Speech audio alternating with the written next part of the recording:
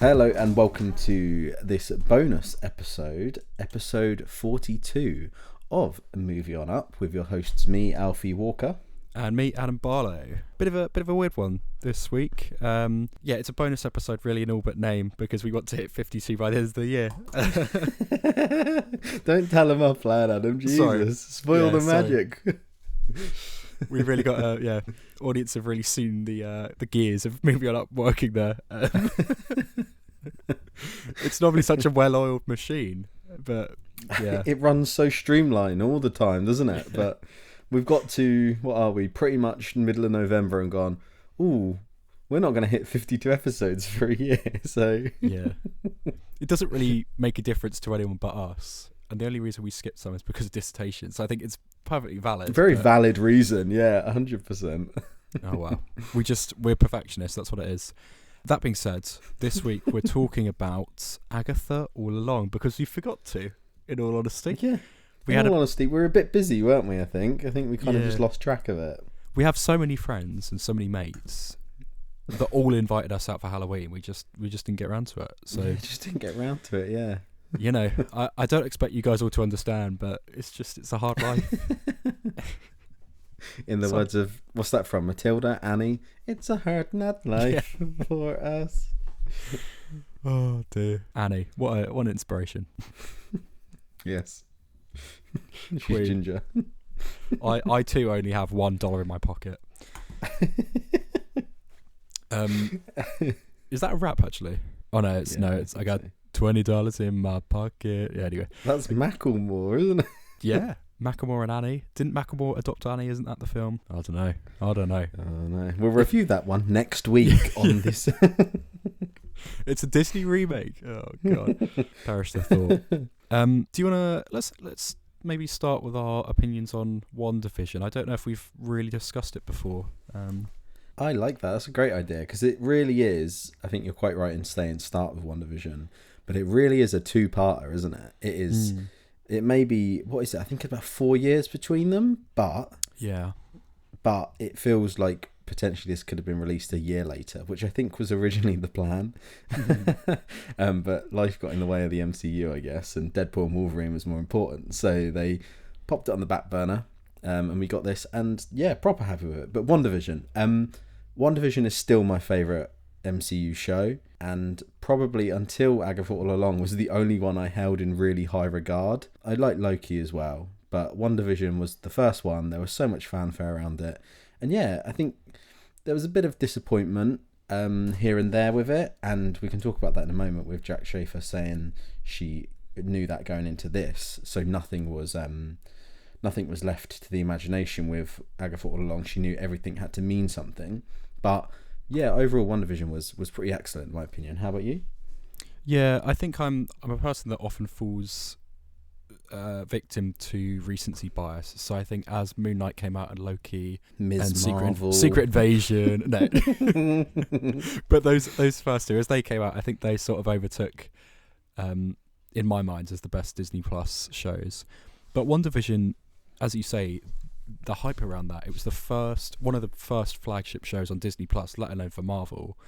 I think what was the Mandalorian before, maybe that Mandalorian and WandaVision, right? They were the two that and the High School Musical released. There was that High School. Where did that go? Yeah. Well, it launched Olivia Rodrigo, didn't it? Forget that. Wow, is that what she's famous from? I think so.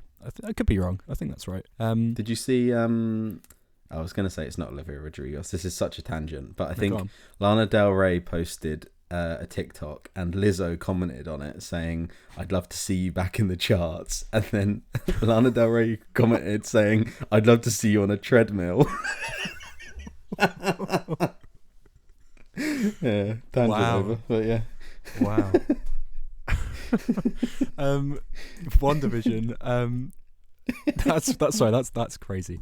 WandaVision, as you say, it's good fun. I think the ending was a bit by the numbers, but for the most part, it has some really fun ideas, cinematography, huge cast actually, thinking back to it, because you've got like the whole stuff within Westview and then the stuff outside, which I kind of forget about, with like Jimmy Woo. That he was like a fan favorite in his own right. So WandaVision, there's a lot of good stuff in there, and I think it actually does a fair amount in expanding the MCU, specifically the magic side of stuff. Regardless of what you thought of Multiverse of Madness, it kind of undoes a fair amount of that. But WandaVision on its own, I'm a fan of. I've never revisited it, but I'm not against it. That's something that's probably worth bringing up, that when Sam Raimi and Michael Waldron took on the role of Multiverse of Madness, they explicitly didn't watch WandaVision, which is baffling.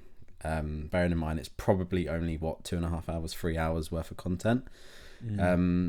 They didn't watch it, and they made a point of saying that in interviews, and I think that really shows in Multiverse, and is potentially what hurt Multiverse of Madness quite a lot.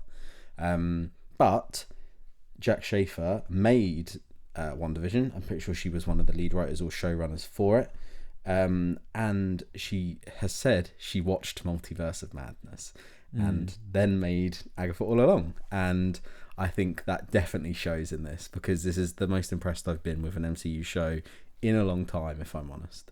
I think it definitely kind of snuck up on us. I think I don't remember being blown away by the first 2 episodes, but I remember being, open to the idea of another show. I kind of I'm in. Like, totally. Why does Agatha Harkness have her own show? But okay, let's see where it goes. And the end product, which I think we've spoken a little bit about it in the show every now and then, but now all 8 episodes are out, we can properly give it a full review. And yeah, Catherine Hahn fronting this show that seems obscure, and it is playful. It's got not quite the same atmosphere as WandaVision, but it starts out very much within that realm, but then branches out to be, I guess, a bit more like WandaVision. Yeah, actually, it does branch out to be more MCU-ish, but I think with restraint and with control and with purpose, which has been kind of lacking recently. Absolutely. Something that off the bat I made a note of, I wanted to remember, and I'll pop it in here before we get into anything like our favourite stuff about it, but I love the way the credits are. I love that Disney owns so many properties, or at least have links or content agreements with properties, that they can put Lisa Simpson dressed as a witch in the credits for this show. Yeah. It was excellent. You had the Wizard of Oz in there. You have the Wicked Witch from Wizard of Oz. You have the witch from Snow White. I think you have the magic mirror in there as well at some point. Like, I love the way that they can just utilize all these IPs they have or have links to, and make sort of fun little Easter eggs in the credits. That's something I just wanted to make a note of, because it doesn't really fit anywhere because it's the end credits. But I thought some of the music drops actually as well for the end credits. Some of them were like just puns in themselves, but some of them were real bangers. Like Heads Will Roll. And I they think had at like one point. impact, didn't they? Yeah, totally. Yeah. Something else I'd mention as well is I've seen some behind the scenes since it's aired, and the practical effects on this thing are so cool. Did you see the way they did them flying past the moon? No. They literally have Barbie dolls of each actor, and had them on string. It's awesome. That's really fun. And you had, what was the witch who was like the medicine witch, the black lady? What was her character's name? I can't even remember. Jennifer Kale. Yeah, so her flying off was all practical. She was strung up on like a crane, and that final moment where she flies off into the sky is like a practical scene. And you had, is it Aubrey? What's her name? Sorry, Aubrey Plaza. Yeah. Yeah. So another practical thing that I think really sort of clearly shows the budget of the show, but I think it's really cool, was when she like cut the scenery. Yeah.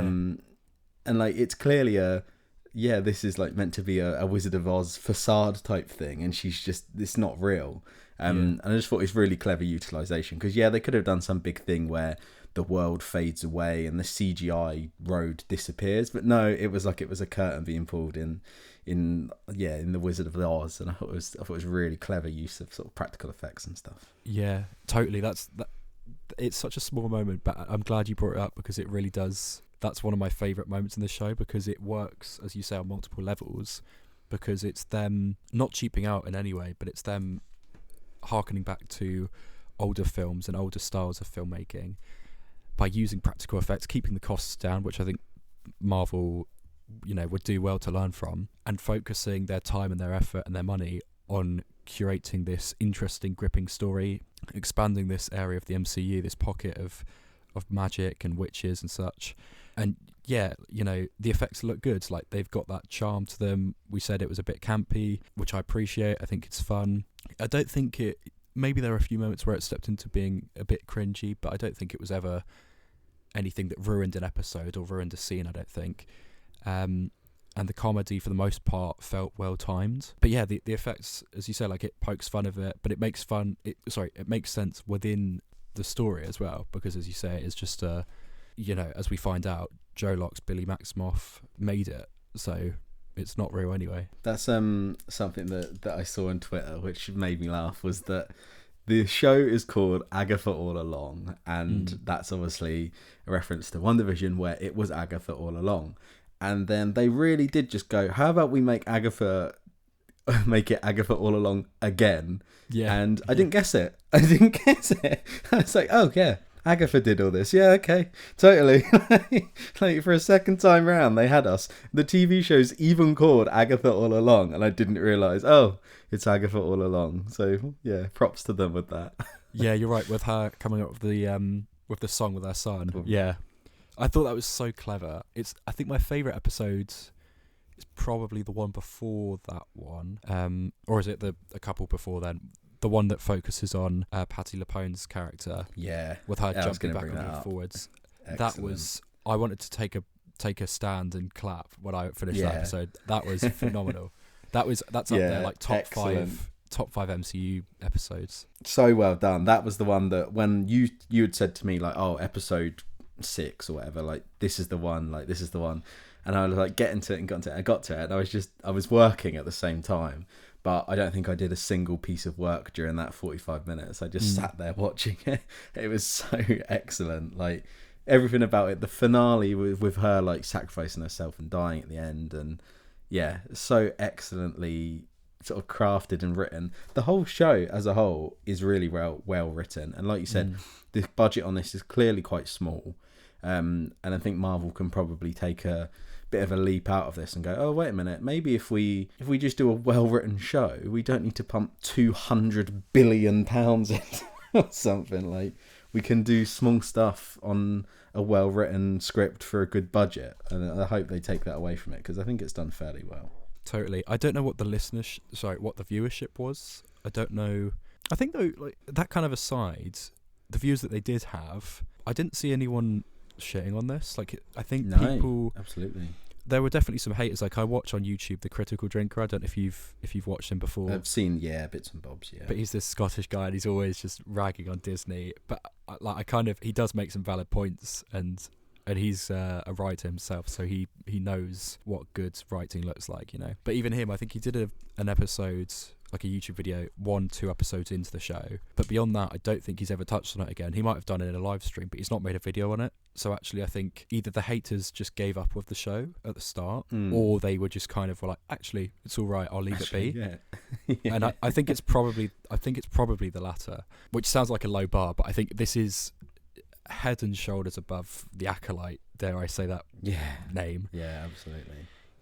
Wild though, isn't it, budget wise as well, that show had so many more writers, so much more stuff to go off, and yet it doesn't fail. I do want to say, I think through the whole series Joe Lock was good, but I thought he was fairly mid until the final episode. I think he was so good. I think he probably showed his like acting chops, like I sort of just put him in a bit of a bracket of like, oh yeah, he's just one of those sort of 13 Reasons Why actors where he's just a kid actor who's all right. But then in that final episode where he's realizing that he's like responsible for it, and he's thinking about that, and he tries to banish Agatha, all of that kind of thing. I thought it was excellent. I thought it was so good. Yeah. Have you watched Heartstopper? I've seen season 1, never seen season 2 or 3, mainly just because I don't think it's for my age. It's a bit, it's definitely like if I would have watched it if I was 14, 15, 16, 17, 18. But I think at 24, I'm pushing it a bit, and it's very cringy. It's like cheesy cringy, which is fair enough for a younger audience, but it was just a bit much for me, I think. Yeah, fair enough. Yeah, I only bring it up because my mum, at the same time as I was watching Agatha All Along episodes, my mum would be watching Heartstopper season 3. I mean, she's in her 50s, so I mean, I think you need to get off your high horse, mate, and give it another go. But... Yeah, literally. Yeah, here's me go. Well, I'm 24. I can't watch that, and your mum's there like, yeah, love this stuff. I think she thought season 3 wasn't quite as strong, but I don't know what the wider. That's sort cute of though that your mum watches it. That's so nice that she watches it. Yeah. She's an ally, I guess. I don't know. Yeah, can't imagine your dad sitting there and watching it with her. My dad's like, "Is there gang warfare in here?" No, I'm not interested. No, I'm going on the PC upstairs. I've got cars to sell. Fair play, Dad. Fair play. Keep the mortgage ticking over. Good work. More like income stopper, Mum. Get back to work. Anyway, there's a joke somewhere there. But my point is, like, I would oversee and overhear bits of that show, and he is fairly different in it. I think, you know, obviously there's the similarities of him playing a queer role in both cases, and he has got this gentleness to him.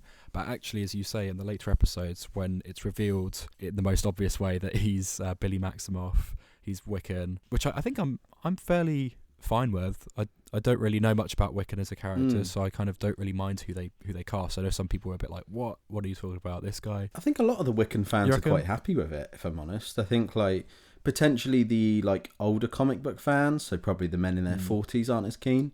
But all the modern day comic book fans who are reading the like modern comic runs all seem to be like, yeah, he looks exactly like him. And I get that there's a bit of almost fan service, because there's also like, oh my god, and now this means that, what's the ginger buff guy called from Heartstopper? He was in The Wild Robot. Yeah, the other one.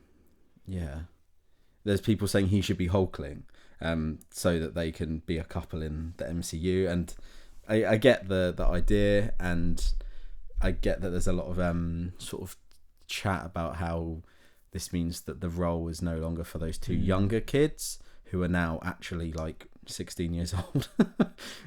So they could have played it.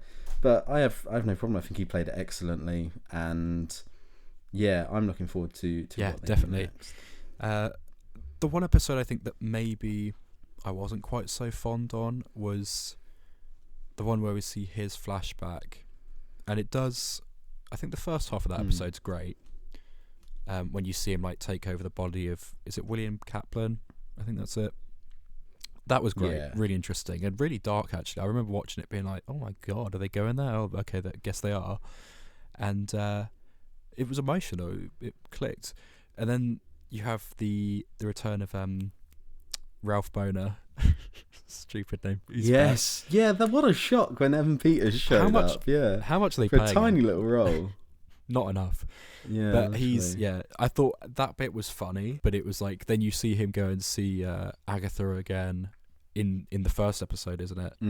Yeah, it does, like basically just does that whole episode. And at that point, again, I think you've overlapped more than you had to, because already in that episode it was already calling back. But absolutely, that aside, I think maybe the first trial they did actually where they get like the big lips, I didn't care too much for that. Yeah, I think the showrunners and creators thought that was funnier than it was. It was just a bit like, okay. Yeah. Yeah, if you've seen the behind the scenes clips, the behind the scenes are funnier than the actual show. So it feels like it was probably a be there moment when they're on set doing it. It was hilarious. And then once they've edited out them pissing about with this prosthetics on, actually it's not that funny. It's a bit left field, I don't know. I mean, it's by far and away not the most outlandish thing of this series, but yeah, it was just like, okay, is that the main draw of this episode? Just that effect, I guess. But for the most part, I was properly impressed with it. And yeah, I don't know. Would you like a season 2 of Agatha All Along, or would you like something else? So there's talk already, isn't there? I've seen that. There's talk already that they're going to do a season 2. Disney obviously sends out surveys, and one of the surveys on their most recent one of the questions, on the survey was, do you want to see a season 2 of Agatha All Along? That was one of the questions, and obviously it ends on a let's go find Billy, which is interesting because I thought they would go about it in the Vision Quest show. I don't know, or maybe just another spin-off where it's about Wiccan and they're finding Billy rather than Agatha. But either way, if it's Catherine Hahn, Joe Locke trying to find Billy, and it's in the same vein as WandaVision, I'd be well up for. I'm a bit more mixed tonight, I think. I don't really know how much of a story there is in them finding Billy. I'm just not sure what that would look like if it's just like a road trip movie. Because they clearly hinted at it, didn't they? With the drowning child in his vision is clearly the body that Billy went into. So surely they just find him. So I think maybe it would be better to place it in another show like Vision Quest or something like that. But if they manage to pull off another decent TV show about finding Billy and Vision Quest, it could be a real proper good little trilogy or quadruple of TV shows to watch definitely. on the MCU. I think it's one thing to have the MCU connect, but to then have an adjacent miniature MCU with, as you say, Vision Quest, maybe something else down the line. I'm not sure. That's quite cool. I'm very up for that. Yeah, it's really interesting seeing where it's come from as well. Bearing in mind that the first time we got Wanda was we had Aaron Taylor Johnson as Quicksilver, and that was in Age of Ultron 9 years ago. And then we've gone from from that, is that a longer really? From that huge kind of thing now down to sort of we had Multiverse of Madness, and they've confirmed that Wanda isn't dead. But yeah, it's interesting that we've now come to this, and I mean, I know it's the rumour mill and reports are probably always wrong, but they said that Wanda is going to be one of the main people in Doomsday. So it's interesting how this will all relate, or whether it will be kept as quite a separate sort of chunk of the MCU. One of the most exciting things, actually, because I actually really enjoyed Aaron Taylor Johnson as Quicksilver, and that's partly why I love Age of Ultron so much. I'm a bit of a defender of that film. I've rewatched it, I think, more than I've seen the first Avengers film, actually. Just with the Lego game as well, that heavily featured that film. I just really enjoy the characters in that, and the look of it. It's probably not as strong as the other Avengers films, but I think it's got plenty of merit to it. But Quicksilver's a big part of what I enjoy, and it's the speedster character set, the power set. So yeah, I'm excited to have. Billy? What's the other one? Billy and we've got William Kaplan, which is Billy Maximoff, and then we've got the other. Did you not just say his name? I can't remember. What's his brother's name? Yeah, Billy. What's this guy's name though? Billy Maximoff. Who's the brother? Why are we blanking on his name? Billy and is it Tommy? Okay. Yeah. It's Tommy. He plays. That is Speed, right? I think that's his name. I'm excited to see that. Is my point, because it would be cool to see the effect of someone running fast and zipping around. We didn't get it much, did we, with Quicksilver? He was hardly in it, and obviously dies at the end, which I think is a huge mistake. I hated that they did that. It was contractual as well, wasn't it? Like they had to, because I think they only had him for one film. Oh no, it was because of Fox. That was it. They said you can have both of them in one film, but at the end, one of them has to die, because we want to use one of them in our films. Yeah, they want to use Evan Peters in theirs, and you can have Wanda, basically. So, I mean, interesting trade-off down the line now that Disney own both, isn't it? But what a different world we'd be living in, though, if we had a Quicksilver 3-part show. It'd be so strange. Yeah, I think perhaps, admittedly, they probably got the better half of that duo, but yes, absolutely, more than happy to see Quicksilver return. I don't know how they do that, but Quicksilver, Speed, get some speedsters in the MCU. That's what I say. Because Makari was excellent in Eternals. That was cool when she runs over half the Earth. Do you remember that? That was good. Yeah, and she would beat up Icarus by running past him really fast and stuff. Yeah, it was excellent. Yeah, I wonder if... I guess he's Craven now, though, for Sony, but that doesn't mean anything, does it? Because we just had Kurt Connors as a hippie in Venom 3 rather than the lizard. It doesn't mean anything, does it? Because Dormammu was in that as well, right? Yeah. Oh, yeah. What's the... Not Dormammu, but the wizard from... Chiwetel. Yeah, that one. Yeah, but it means nothing. So I think they could get Aaron Taylor Johnson. Why not? Let's see that. Why not? Anything goes, really. It's you got a multiverse. You can do what you want. Anything goes. Anything. Yeah, overall, though, I think pretty damn good show. Happy with where it went. Kind of interested to see where it goes. Goes down the line. 100%. Give me Agatha and beyond. That season. I don't know. There's something there, isn't there? Yeah, it's got to be. God, you should be a writer, mate. I should. Or like the third series, you have Vision Quest, and then you get one after called I Am Speed, and it's just Billy's brother, whose name I've forgotten again, and Lightning McQueen. It's Lightning McQueen TV show. And in the credits, it's just clips. Faster it's just than clips fast, of quicker the than Cars quick. characters, and it all connects. It's all together. Doc Hudson, yes. Cruz Ramirez, Stupid. Jackson Storm. Oh my god. Kachika.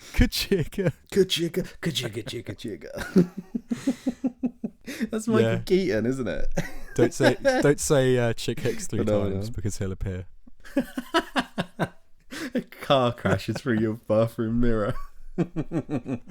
Kachika. Oh. Who did what in his cup? Excellent. Piston cup. Great fun. There we go. That is our little Finn McMissile. Secret intelligence. intelligence. Tomato. Average intelligence.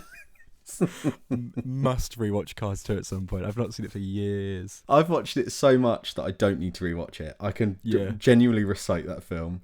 That's how much I watched it. Horrible. Horrible film to watch. Before so we end, much. did you ever play the Cars 2 video game? Mate, No. I had it on the Wii, and it was one of my favourite games of all time. It's genuinely such a good racing game, and there's so many different game modes you can do. It's better than Mario Kart, I'll say that. I'd always play as Finn McMissile or Acer, which is one of the lemon cars that's green, but he was always buddied up with the orange one. Yeah. So Guy would be the orange one called like Grim or something, I don't know, and I'd be Acer, and together we'd just be like, hey, look at us, we're lemons, and we'd shoot everyone with the missiles. But yeah, You know what we totally need to do? We need to get a some kind of, is it Twitch, the way people stream games, or on our TikTok the way people stream games, and we should play the Cars 2 video we should do game. this podcast but have Subway Surfers below us at all times. At least it might keep some people listening. Deary me. We'll add it to the ideas board. But thank you very much for listening. If you want to get in touch with the show, you can do so by going to our social medias. Our most active are Instagram and TikTok. The handles for both of those are at Movie On Up. And then if you'd like to email in and give us your point of view about Agatha All Along, or the state of the MCU currently, or anything else, any films you've seen, any questions for us, anything like that, pop us an email. It's hello@movieonup.com. Nice. There we go. Episodes come out every Friday, sometimes even more frequently than that. So just keep your eyes peeled, people. We got to reach 52 somehow. So give us ideas. We'll literally talk about anything. Literally anything. Literally Even cheese. Yeah. That's the next episode. Cheese. Listen in. Cheese. Welcome to Moving Up, episode 43. This week talking about cheese with your hosts, Wallace and me, Grommet.